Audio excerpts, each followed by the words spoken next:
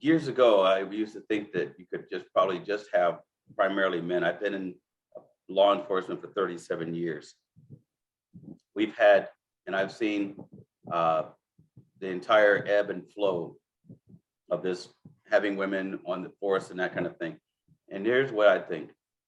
We have an opportunity to have women on the force that excel in various areas.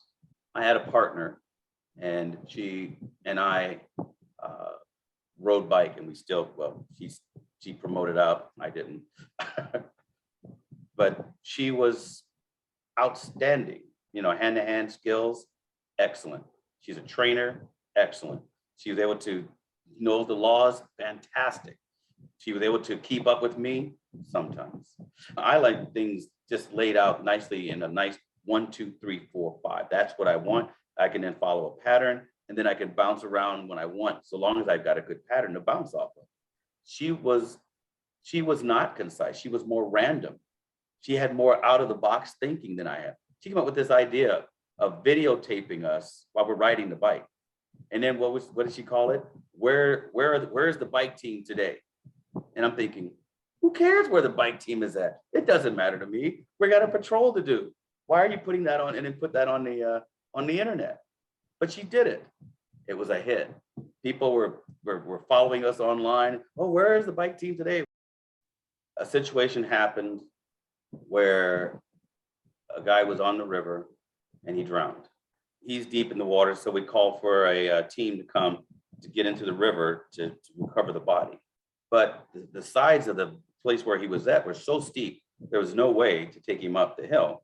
So the best idea was for us just to put him on a floating board and float him down river to the ambulance. Here you have a dead man, somebody's father, somebody's brother, somebody's son, and he's dead. But you have to hold him and take him physically out of a situation. So what did the guys start doing? They start making jokes. We're laughing as we're taking him out, making jokes about how we're going down the river, mainly to protect ourselves. And then a lady came up and she said, she's one of the officers, and she goes, listen up, you guys need to respect this man, because the parents, the wife is probably up there. And no sooner we came around there's the wife. Had she heard us joking and laughing in this super solemn situation, imagine the horror, the mental anguish we would have inflicted on her. But thank God we had that lady there who had the empathy, who had the emotional wherewithal. So we're calling him a mannequin. She goes, that is not what you guys need to be saying. He's not a mannequin. He's a body. And there's just ladies listening up there. It checked us very well.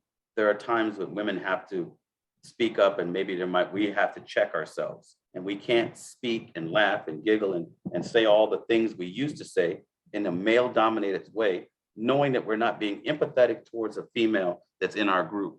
We absolutely have to understand that they're not thinking that way, and their whole mentality, their whole mental style may be completely different than ours. We must recognize that. And have we made that transition? I think so. I think we've made the transition well, and it helps us to be a more efficient force. Had we not had her there, who knows what complaints would have come through? Who knows what damage we would have done to this lady and her family? Now, amongst ourselves as men, that's how we protect ourselves. But see, that's why I'm saying this female mind style is beneficial to us. That's how we need to respond to each other.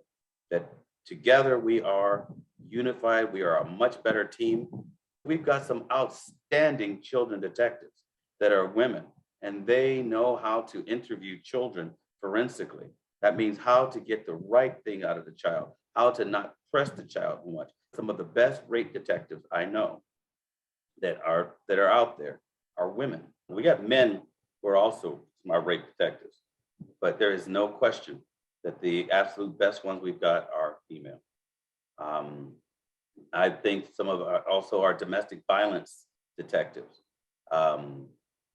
We have men. One of my best friends is is as a DV detective. He's outstanding beyond a shadow of a doubt.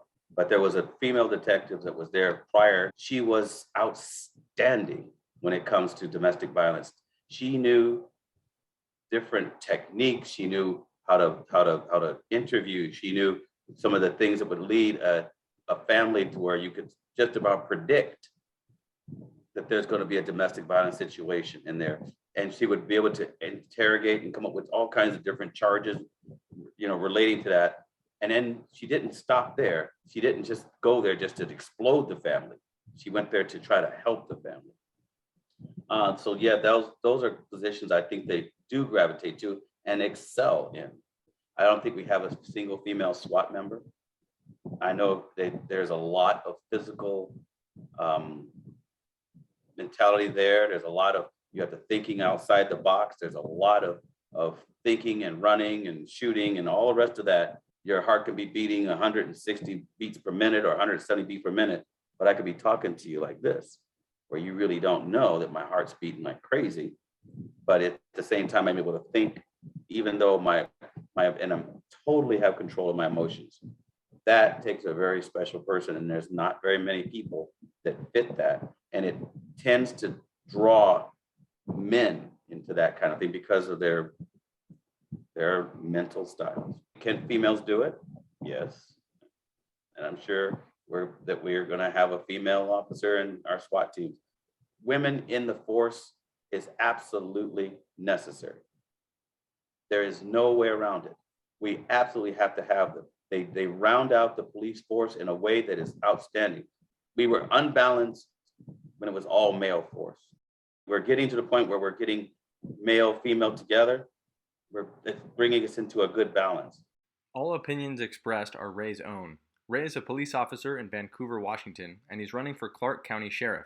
Learn more at reyreynolds.com.